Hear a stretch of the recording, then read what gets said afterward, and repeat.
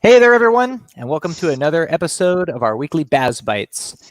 This week, we've got myself hosting along with my co-host here, Matt Okuma, two folks you've seen a couple of times on this show, but we bring to you a very special guest from Cisco's enterprise networking team, Brett Shore. So before we get going, I think everyone knows myself, Tom Freeman, a systems architect out of the Bay Area, and Matt Okuma, my good buddy over here. But they don't quite know Brett. So I'm thinking maybe before we get diving into this week's content all around our cool wireless innovations, perhaps Brett, you could introduce yourself a bit. Absolutely, and thank you, Tom and Matt. It's a pleasure to be here. My name is Brett Shore. I work in the enterprise networking team and product marketing, focusing on wireless and switching, and also a lot of our strategic wireless partnerships with organizations like Intel, Samsung, Google, Apple, you name it. I'm working with these guys. Awesome. Cool to hear it. Yeah, and I think you actually work in the, at least adjacent to or perhaps within Cisco's office of the CTO, right? And you actually work on innovations with folks like Matt McPherson and others who are kind of not only guiding Cisco's vision with wireless, but sort of driving the way the industry is adopting to new wireless trends. That's correct, Tom. Absolutely. I work closely with that team, and we work together to drive these innovations. So. It's super cool. I'm super happy to get Brett on here. He's dragged me on several of his broadcasts. So thanks, Brett, for joining. And it's always great. Just total upbeat, great person. And thanks for joining us. Thanks, Matt. Matt, really appreciate it. Likewise. Very cool. Yeah, I don't know how I missed it. I must have been hiding under a rock or something because I haven't had a chance to see these Matt Okuma, Brett Shore podcasts or blogs or whatever. So I need to check those out. Where can we find those? Where do you usually do your streams, Brett? Yeah, so we've had a couple of Cisco chats where Matt's been involved. We brought on Ed from Adventist Health as well, along with Matt McPherson from the CTO office, our wireless CTO. So those can be found on YouTube. I mean, you can Google them under, or you can look under Cisco chat under that hashtag. We've also done some Cisco Champion radio podcasts as well. You can also look those up on SoundCloud, Apple Music, and elsewhere. So. Oh, nice! All over the place. Yeah. The legendary Adventists. I absolutely love those folks over there. Ed is just he is a true legend within the halls of Cisco.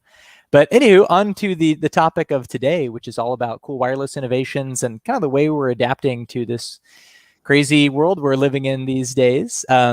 There's been a new introduction or an introduction of an awesome new component of Cisco's Catalyst family. And, something kind of just to round out the already robust family of wireless access points. And Brett, I think you're particularly excited about it because it opens up a lot of new use cases. So I'm hoping maybe we could start off and talk about this new little awesome component. Absolutely, and you hit the nail on the head there when you said little, right? So you may have all seen that in August, we announced the Cisco Catalyst 9105 access points, and these are a small form factor access point. They're actually the smallest access point that we built to date. They're Wi-Fi 6. They're 2x2 radios. We have two models of them. One is a wall mount unit. The other is a ceiling mount unit. And these are extremely powerful little access points. They're meant for the smaller office deployments, something like a branch office, a sales office, or even a corner office where you've got an executive that needs that strong connectivity. Maybe the other access points aren't reaching to them in that corner. So they're a great fit for these types of environments. They support things like DNA Center as well, right? So that you have all the analytics, you have the assurance, you have the AI ML capabilities, you have the ability to host applications on these devices, you have the ability to run DNA spaces. So these really are Catalyst access points, just in a small, cute form factor, and they're really, you know, a great fit for a number of different things that we're going to talk about today, including the work from home type solution, and other types of things that we're doing, as I mentioned, with the app hosting as well. Yeah. One thing I'd point out on them, which I think is pretty cool that we're going to get into for, you know, a lot of us working from home now. I mean, it was always really cool that we could do Office Extend AP, but it's sort of this, you know, big access point, and obviously they're made to be mounted on a wall, on a ceiling, sorry. And you know what's cool about this one is it's got great form factor, great design to it to accommodate being stood up or mounted to a wall, which most people are going to do in their homes, right? Depending on where they are. If, you know, for instance, they live in an apartment, they can't necessarily have Cat 5 strung in the ceiling and things like that. Right. So I think this fits a lot of places there, and I've gotten some great feedback from customers on it, seeing it. So check it out. Just Google it up and take a look at the form factor, and also having switch ports and PoE available to drive some things that people may need to connect at home, like an IP phone or things like that, is pretty cool. Yeah, you got it there. I mean, you know, this is a great solution, as you mentioned, for work from home, and you know, it's sort of a good segue into this part of the conversation.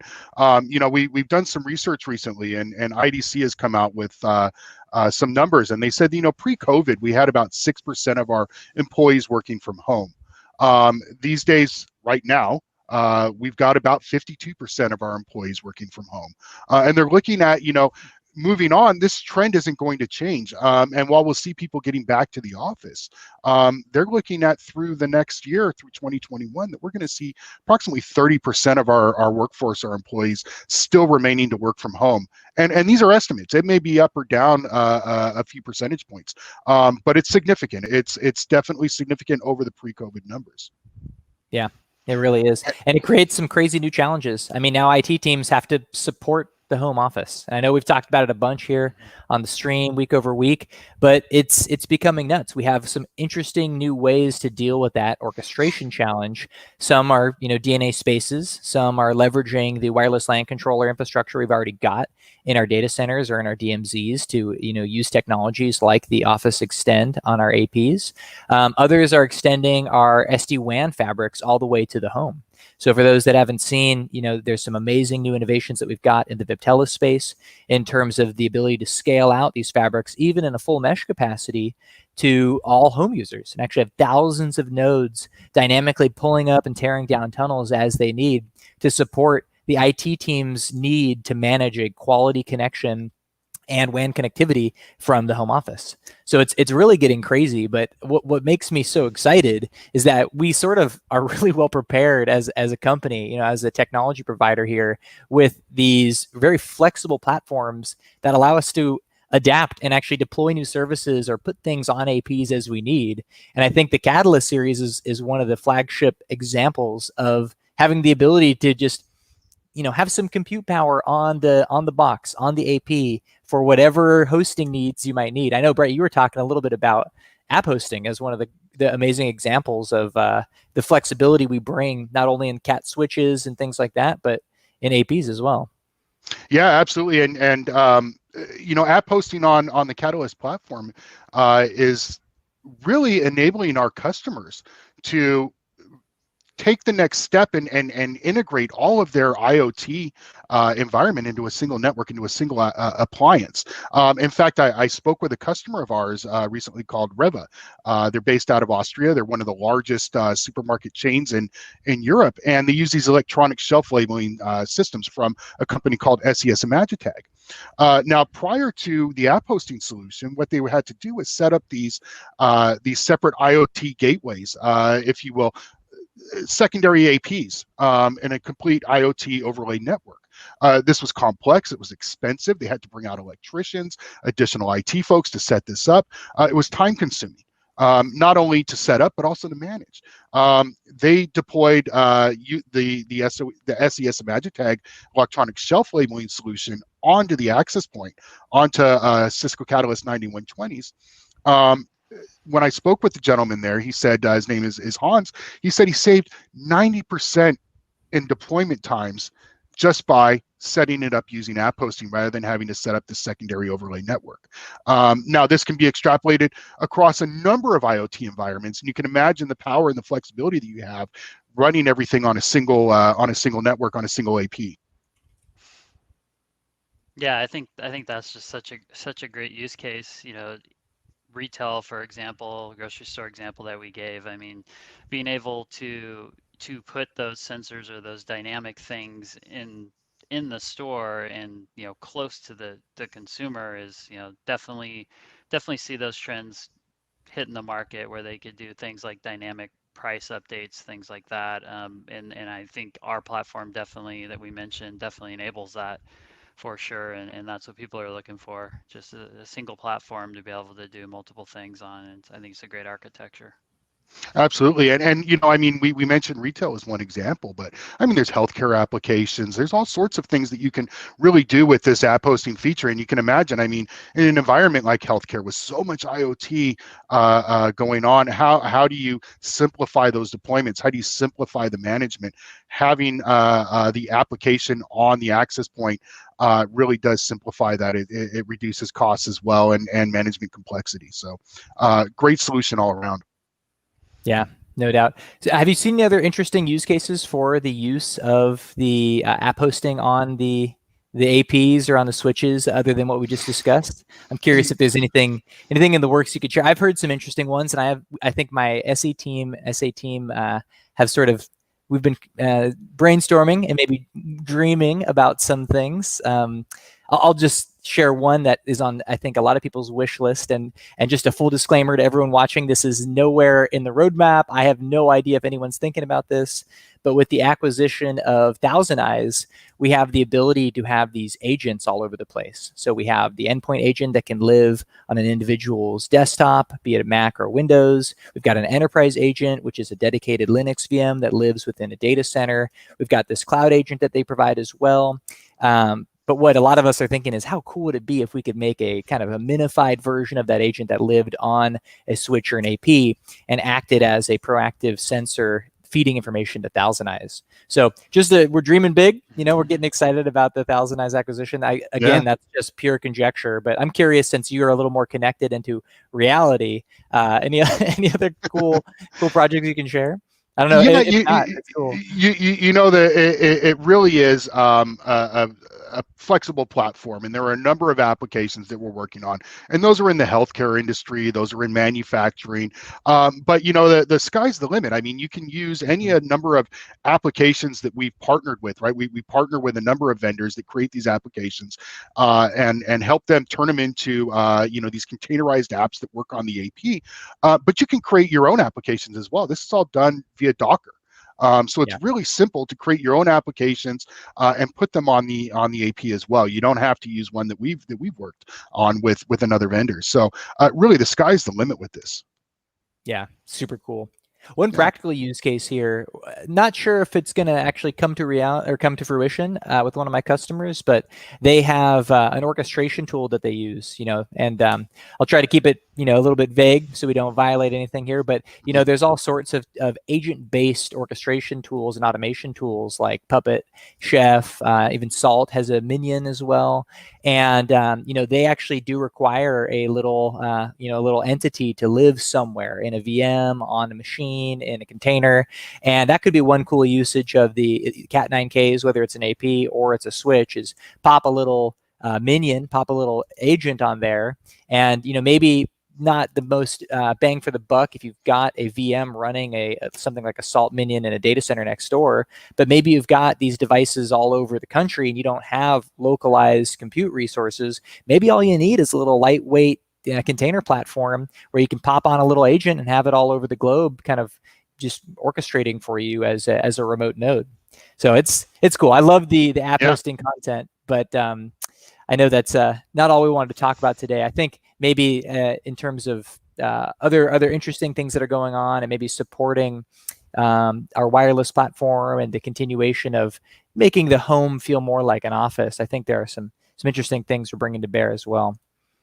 Yeah, I mean, we talked about the 9105 and being our latest platform. It's also a small form factor, which is great for the work from home office type solution. And as Matt mentioned, right, we have the Office Extend AP, and what we've done is we've built on top of that. So if you're familiar with Office Extend, what it does is it allows you to bring the corporate network, the corporate SSID into your home and connect to the network just as if you were in the office, have all the same resources, same security, same profile, etc., and really get that in office-like experience. And what we've done now, in adding to this in our remote workforce wireless solution, is added DNA center capabilities to this, so that what you can do is before you even send the access point out to your customers, you can work with the manufacturer and pre-provision these devices, so that when the employee gets them, they only have to plug it into their cable router or their fiber router or modem, and it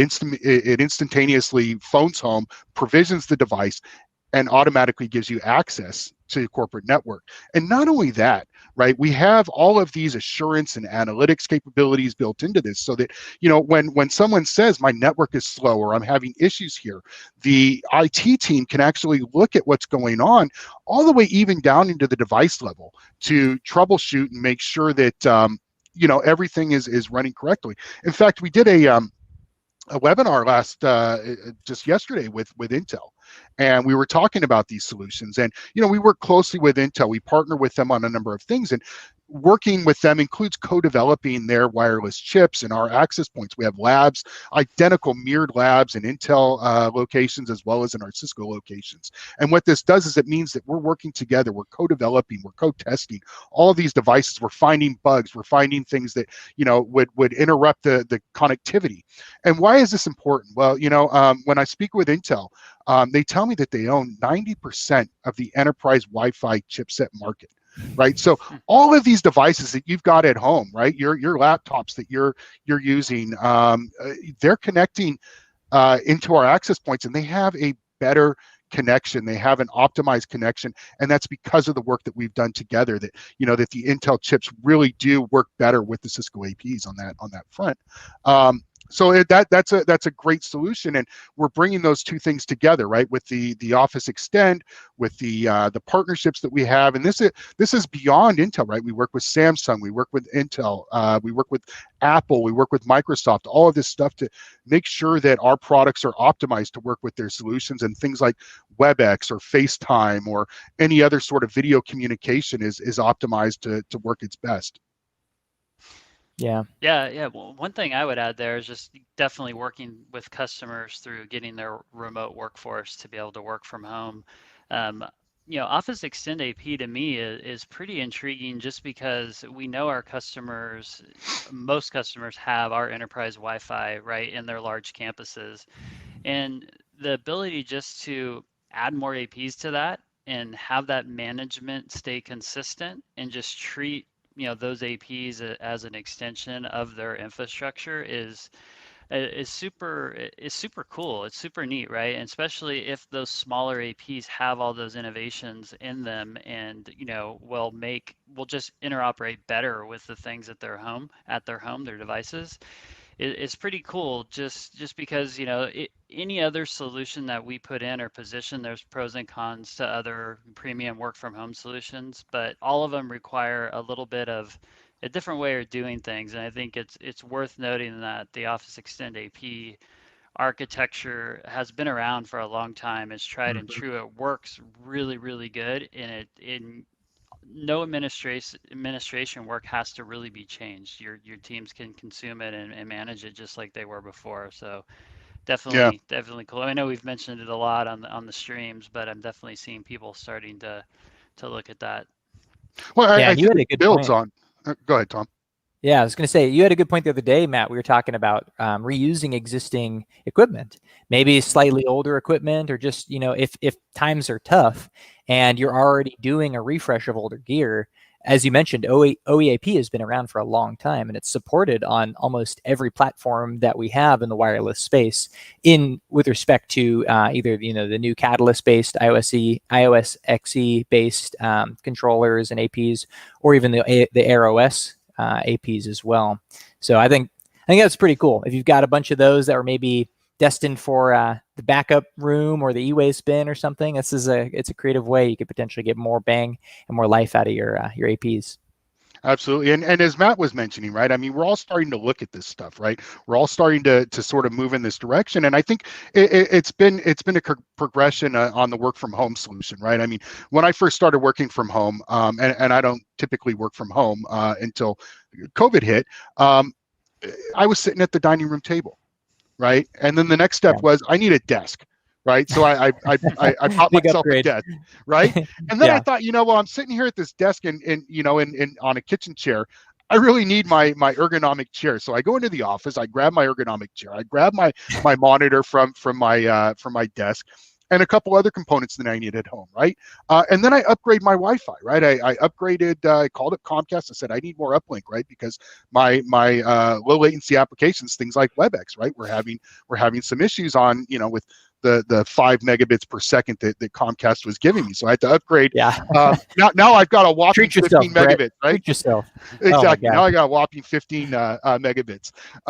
But here, it's a progression, right? And the next step here is, bringing in that office network to the home, right? Bringing in that corporate SSID and being able to have that capability that I have in the office at home, all the applications, not having to sign on to a VPN, and getting that beyond that, getting that really good connectivity between my device and the AP that I don't get with my consumer grade or my cable-based router, right?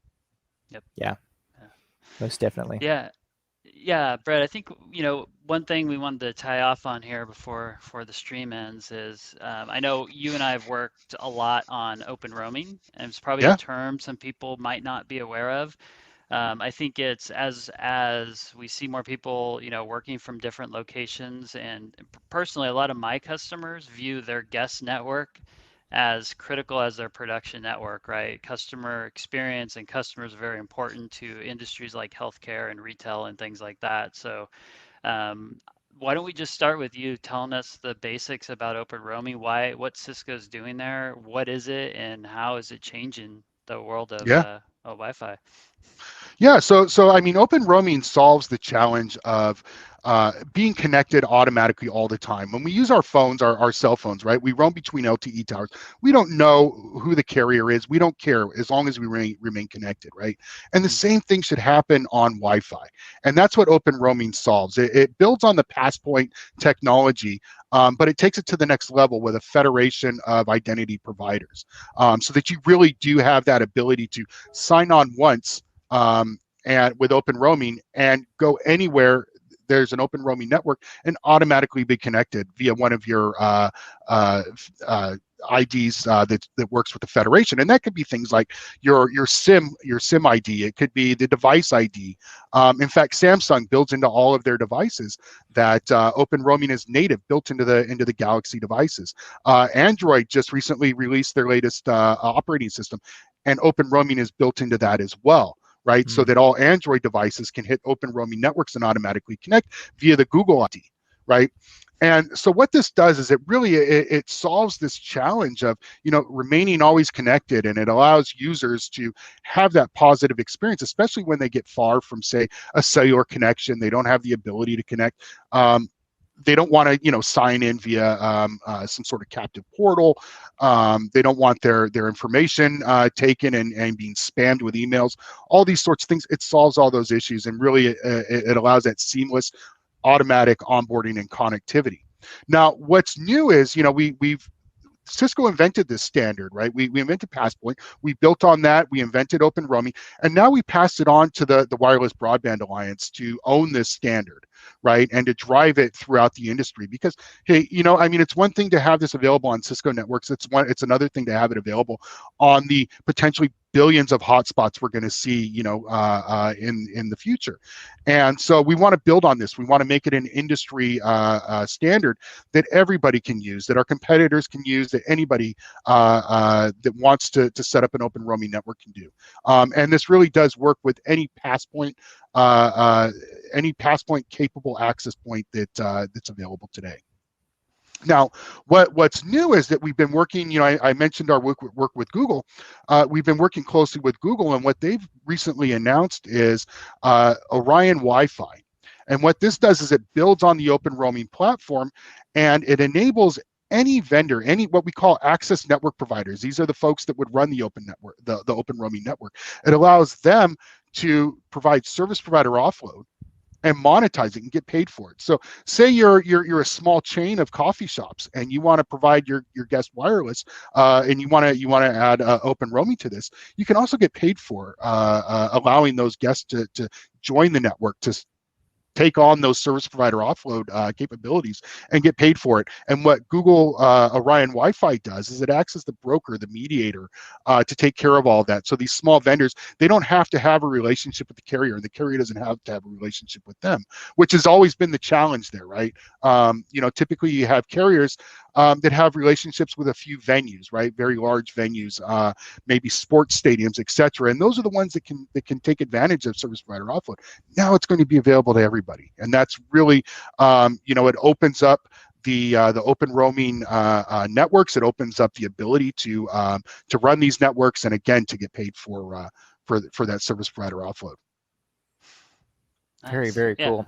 I really like how we opened it up, you know, to the standards and turned that over to them. I think it's the right thing to do, and just shows that we're looking to just grow this, you know, so that it is a great experience. You know, if it's only on Cisco networks, you're not going to have the experience that you're mentioning, right? So I like that we put it into the standards body to take care of it from here on out. And I've seen it working, and I think some of the feedback, it was pretty straightforward, you know, to set up. And then you're getting identity also, right? Which for guests coming onto your network, which is pretty neat, right? Because you're still getting valuable information that helps you then do customer engagement and other stuff. So I mean, that's just some of the stuff I noticed and how we've integrated into our, you know, our DNA Spaces platform. Yeah. I don't know if we want to touch on that. We're running. Yeah. I think it'd be a great closer. Yeah, I think so. Yeah, and I can just say, I mean, DNA Spaces is the engine that runs open roaming, right? This is what we use to authenticate users coming onto the network, and this is where the Orion the Orion Wi-Fi application also lives in the DNA Spaces marketplace. So what you can do is, if you're running DNA Spaces today and you want to turn on open roaming, you can go into the open roaming tab. You set up your connector. If you want to turn on Orion Wi-Fi, you go into the marketplace, you switch it on. I mean, it's pretty simple, easy, and straightforward to get started with this. That's pretty awesome, Brett. And I think there's other capabilities if you're already leveraging DNA Spaces for one thing. The beauty of DNA Spaces and the beauty of having the infrastructure laid out, whether it's your Cisco wireless network, your Meraki cameras maybe, is that now you can just kind of check out the marketplace and add new things to your DNA Spaces platform as you see fit. And I know you were telling us about one really, really cool capability that's helping people right now actually work through some pretty challenging times, which is the ability to kind of do a count of individuals in a particular space via a couple of different mechanisms. So I don't know if maybe that might be a good finale for us, because I already have a lot of interest in that with a few of my accounts. And I think it's something that everyone should at least be aware of as a capability. Absolutely. So we talked about working from home, right, and business resiliency. And the next step is, you know, we're working from home, is how do we get back to the office, right? And how do we do so in a safe way? And using DNA Spaces and the density alerts that you can provide density alerts based on the number of people that come into your network. And we do that via the ping that your wireless device, your phone, does when it tries to connect to an AP. We can see that there's approximately X number of people within this space. We can also look at, you know, we can get down to about 5 feet of, you know, location-based analytics. So we can see within 5 feet where an individual is. This is really useful information, because as you're going into a building, you can see, okay, how many people are occupying each floor, and on each floor, where are people congregating, so that you can make an educated decision. Do I want to enter this space? And when I enter this space, what areas do I want to access? And it really is, you know, a great solution to help people, again, be informed when they go back into the office or in any place, right? I mean, it could be for a retail location, it could be for an event venue, it can be anywhere where you've got a density of people and you want to have these density alerts and know what's going on and who's in your environment. Yeah, and just another shout out to our collaboration portfolio, because in addition to getting this sort of site-wide density information, you can also get some really precise room-level density information and actually pop up warnings on the screen if you have something like our collaboration endpoints in meeting rooms. So you can specify based on the size of that room, how many occupants you should have, and be alerted as to whether or not you exceed that capacity. So absolutely. yeah, very some really cool stuff. Yeah, and I love that it's just, we've already got the platform in place. Our engineering teams can just kind of get through a couple of sprints and introduce this this new capability set, you know, on a bi-weekly or monthly basis, depending on which engineering team we're talking about. But speaking of sprinting through things, I know that was a ton of content. I think we're pretty much at the top of our session here. So Brett, I just want to extend a heartfelt thanks. I haven't had a chance to work with you as much as Matt, so really great getting a chance to know you, and the enthusiasm is contagious for sure. So maybe we'll have to drag you back onto the show in the near future. Absolutely. But for now, yeah, Brett, huge thanks for being with us. Yeah, huge thank thanks, you, Brett, Tom. Yeah, right on that. And to everyone out there watching, yeah, thank you much. Please be sure to subscribe and give this a like if you enjoyed it, and we'll catch you next week. Thanks, guys. Thanks.